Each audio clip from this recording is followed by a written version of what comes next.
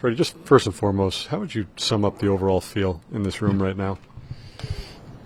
I think, a little frustrating because we all want to win, and we've been putting the work together and the effort every day to win. But, this game is really hard and things are not going our way right now. You've obviously been a part of a lot of winning teams in your career so far. What do you think it's going to take to find a way out of this collectively? I think just one thing, keep grinding, and we all have to keep preparing ourselves and doing our routines, whatever keep us on the field, and just keep going. We cannot give up at this moment, and there's a lot of game left to win. We just have to keep focused and keep going. You talked after your last outing about how you had a mental hurdle to overcome in the sixth inning. Today, you get the one out, you walk the two batters, and then Willard comes out, and it seemed like you found a little something extra after that, 97-98, just attacking guys. What was said, and what did you find after that meeting? No, I think it was just me. I'm not going to lie. When that happened, it came to my mind again, and I was just focused and asking myself that I have to get the job done, and I was able to do it. But still getting better, and I know there's a lot more there. You had the comeback, or when you guys maybe could have had a double play to get out of that. Does it just seem like everything mistake you guys make, it's tough to overcome in the course of the? Mistakes happens, and I knew that Mauricio was behind me, but the reaction of the play that I had there, it was just trying to catch a ball, and then I feel stupid because I made the error, but thing happens. But we were able to come back and change that. You guys have a lot of veterans on this team, been through tough stretches before. What kinds of things do you tell each other now, about getting out of it? I think the best answer for that is that we've been helping each other, communicating, and because one thing that I know for sure is that we all are preparing the right way here. Like I said earlier, unfortunately, things are not going our way, but I want to say that that we are preparing to win some games, and we're trying hard.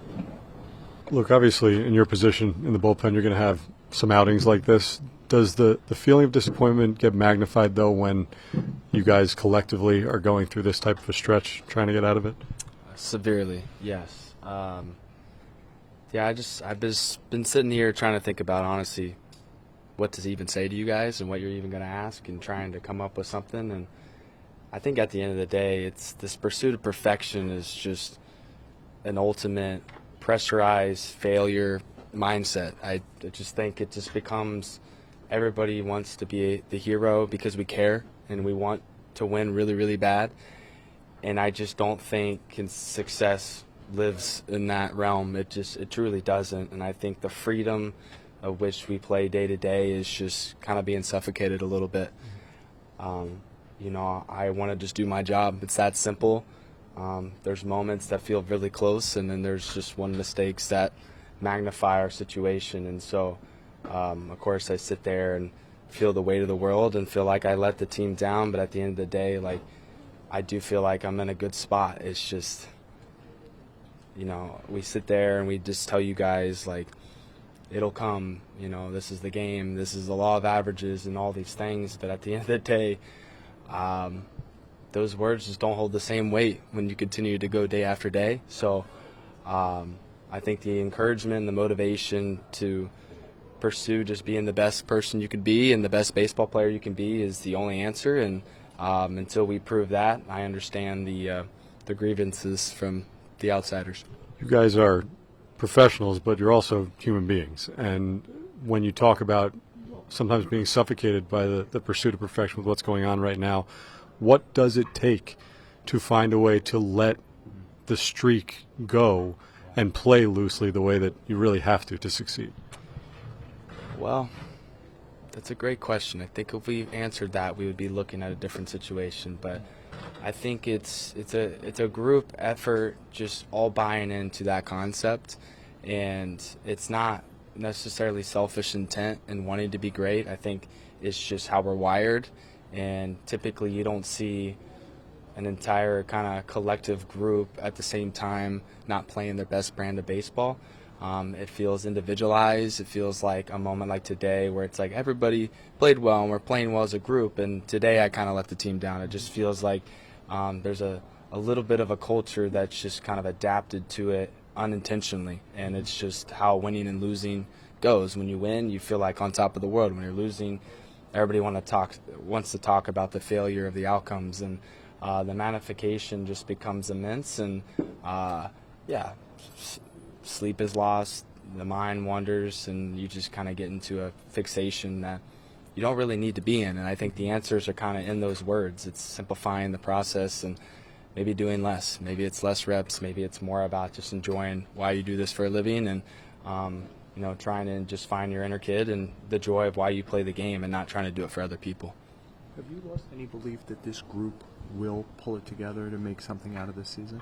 I truly have, and I think this is an interesting situation. I've been a part of great teams and teams that haven't been up to par, and I think when I look at this team, and if you took a record off and you just looked at kind of like the internal things that you guys can't see, the conversations, just the enjoyment on the day-to-day basis, I wouldn't believe you if you told me what our record was. I think that is a testament of the people we have in here, the mindset we bring on a day-to-day basis. I just think when you show up to a game and you're in the game, there's old habits, there's different things that you kind of got to rewire. You've got to kind of reframe the way you think, and make it a priority to be like, this old habit is going to die today, and this new kind of rejuvenated mindset is something that I'm going to have to attack it and say, like, this is how I want to play baseball today. And I think that is a big part of making adjustments as a player, and really just our mindset on the field, and just not just accepting whatever the outcome is.